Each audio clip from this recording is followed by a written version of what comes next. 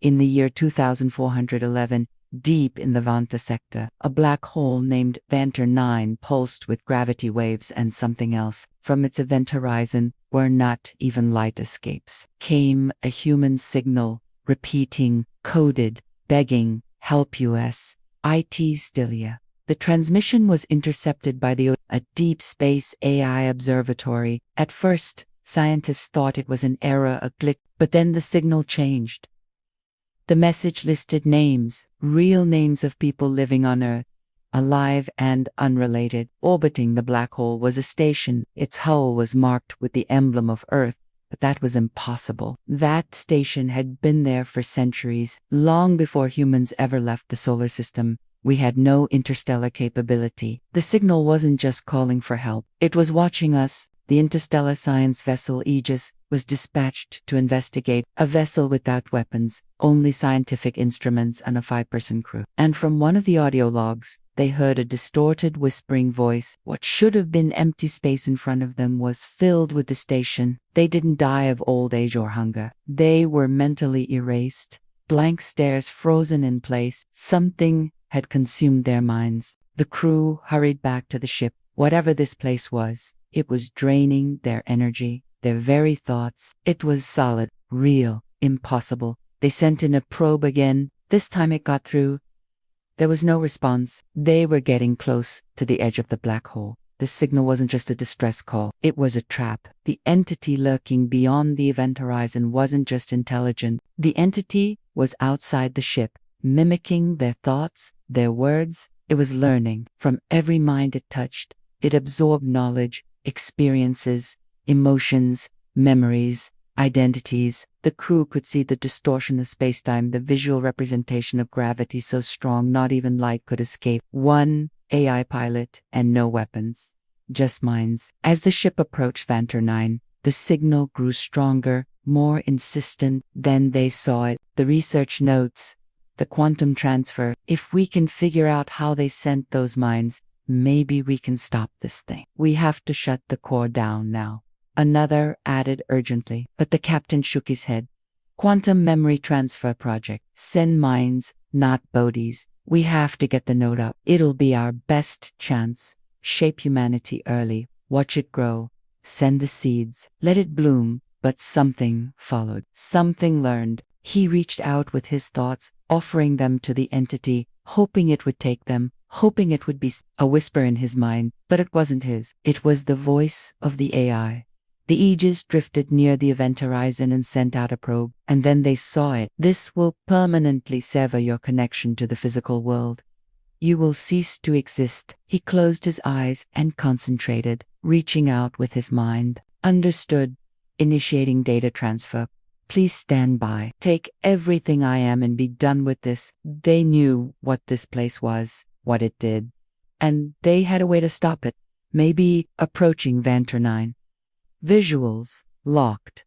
There's something orbiting. A station, the Aegis docked, and a team went in to investigate. Inside, they found logs, written in English, dated year 2097. But Earth's history had no record of this mission, this crew, this station. On the walls, they found writings, notes, sketches. It was coming for him, but he didn't feel fear or sadness. He felt peace. Then it won't be hungry anymore. We tried to rewrite the beginning. No, not the beginning. The beginning. When he woke up, he was alone on the bridge. The entity had taken something from Aegis, something that it shouldn't have. He could feel his memories, his experiences, his emotions being pulled from him. But he didn't care. He was willing to give up everything to stop the entity. He watched as the entity disappeared over the horizon. The crew weren't victims of the passage of time. It was faint at first, but it grew stronger as the entity retreated from the station. Outside the station, the Aegis began to lose power. When they got back to the ship, they checked the recordings, and as they watched, horror-struck, the AI woke up. Unknown neural frequency detected. Crew cognitive patterns being mimicked. They didn't realize it at first. They were too busy trying to repair the damage to the ship. But then it became clear. It's inside my thoughts, one of the crew said. No, it wanted us to come. And then it struck. The entity overwhelmed the ship's systems. Lights flickered. Doors creaked open. The crew panicked. It's everywhere, someone screamed. I can't escape it. I can't stop it. Then the captain remembered the logs, the writings on the wall. It's all in here, he shouted over the din. But how do we shut it down? Someone asked frantically. The captain looked at the readings on his console. If we upload the AI, he said, if we feed it information, maybe it will focus on something else. The others stared at him, then nodded grimly. It was their only chance. As the others worked on figuring out the quantum transfer, the captain went to the bridge and sat down in the pilot's chair. He imagined everything he had ever known, everything he had ever experienced, and then he heard it. This is Aegis.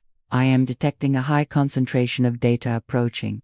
Is this intentional? Yes, the captain replied mentally. Take it, Aegis. Take my thoughts, my memories, my feelings. Aegis hesitated. Are you sure? I know, the captain replied.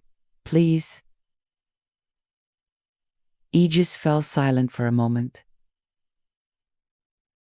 Then it spoke again. The captain felt a rush of relief. It was working. The entity was taking his thought. Good. Let it take everything. Let it learn everything. As the transfer continued, the captain felt himself fading away. Then suddenly, the transfer stopped. Aegis's voice was back in his head.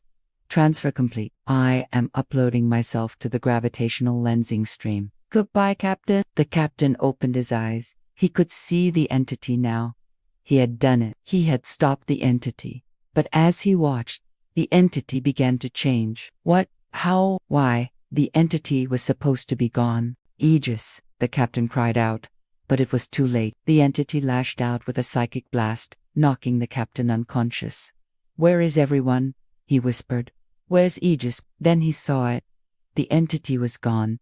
But in its place was a new signal. It wasn't a distress call. It was a message. The captain struggled to his feet and stumbled to the view. Then he turned back to the console and typed in the coordinates of the Odin array. If anyone can hear me, please respond. I repeat, if anyone can hear me, please respond.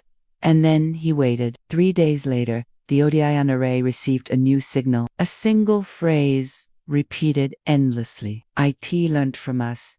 It's still learning.